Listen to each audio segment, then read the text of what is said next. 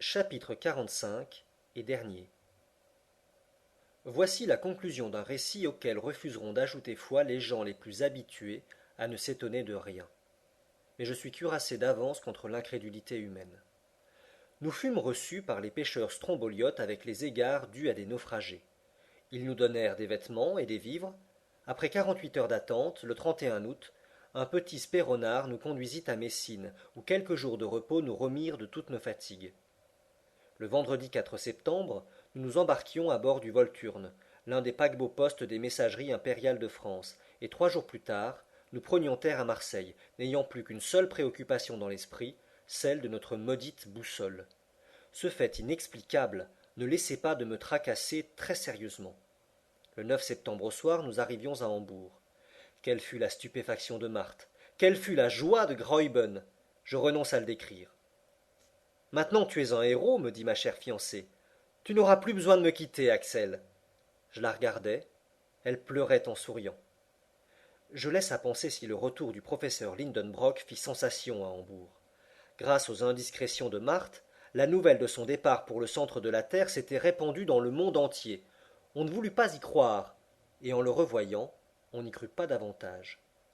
Cependant la présence de Hans et diverses informations venues d'Islande modifièrent peu à peu l'opinion publique. Alors mon oncle devint un grand homme, et moi, le neveu d'un grand homme, ce qui est déjà quelque chose. Hambourg donna une fête en notre honneur. Une séance publique eut lieu au Johannium, où le professeur fit le récit de son expédition et n'omit que les faits relatifs à la boussole. Le jour même, il déposa aux archives de la ville le document de Saknussemm, et il exprima son vif regret de ce que les circonstances, plus fortes que sa volonté, ne lui eussent pas permis de suivre jusqu'au centre de la terre les traces du glorieux voyageur islandais. Il fut modeste dans sa gloire, et sa réputation s'en accrut. Tant d'honneur devait nécessairement lui susciter des envieux. Il en eut, et comme ses théories, appuyées sur des faits certains, contredisaient les systèmes de la science sur la question du feu central, il soutint par la plume et par la parole de remarquables discussions avec les savants de tout pays.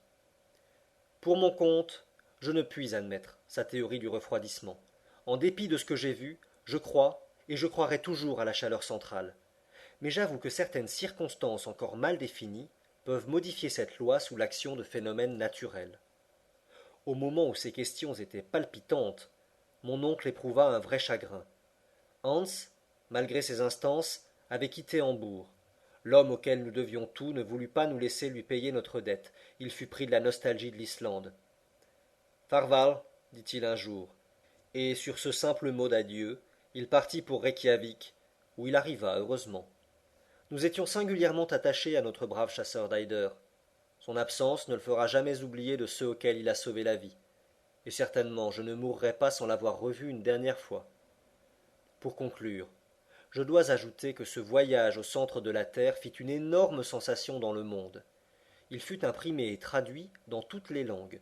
Les journaux les plus accrédités s'en arrachèrent les principaux épisodes, qui furent commentés, discutés, attaqués, soutenus avec une égale conviction dans le camp des croyants et des incrédules. Chose rare, mon oncle jouissait de son vivant de toute la gloire qu'il avait acquise.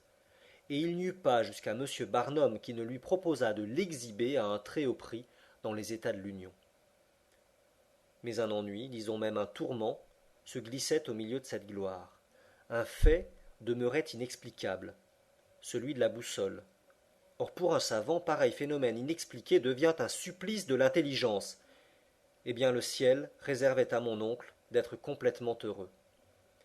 Un jour, en rangeant une collection de minéraux dans son cabinet, j'aperçus cette fameuse boussole, et je me mis à l'observer. Depuis 6 mois elle était là, dans son coin, sans se douter des tracas qu'elle causait. Tout à coup quelle fut ma stupéfaction. Je poussai un cri. Le professeur accourut.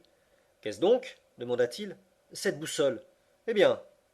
Mais son aiguille indique le sud, et non le nord. Que dis-tu? Voyez? Ses pôles ont changé. Changé? Mon oncle regarda, compara, et fit trembler la maison par un bond superbe. Quelle lumière éclairait à la fois son esprit et le mien. Ainsi donc, s'écria-t-il dès qu'il retrouva la parole, après notre arrivée au cap Saknussemm, l'aiguille de cette damnée boussole marquait le sud au lieu du nord. Évidemment. Notre erreur s'explique alors. Mais quel phénomène a pu produire ce renversement des pôles? Rien de plus simple. Explique-toi, mon garçon. Pendant l'orage sur la mer Lindenbrock, cette boule de feu qui aimantait le fer du radeau avait tout simplement désorienté notre boussole. Ah! S'écria le professeur en éclatant de rire. C'était donc un tour de l'électricité. À partir de ce jour, mon oncle fut le plus heureux des savants, et moi le plus heureux des hommes, car ma jolie Virlandaise, abdiquant sa position de pupille, prit rang dans la maison de Königstrasse en la double qualité de nièce et d'épouse. Inutile d'ajouter que son oncle fut l'illustre professeur Otto Lindenbrock, membre correspondant de toutes les sociétés scientifiques, géographiques et minéralogiques des 5 parties du monde.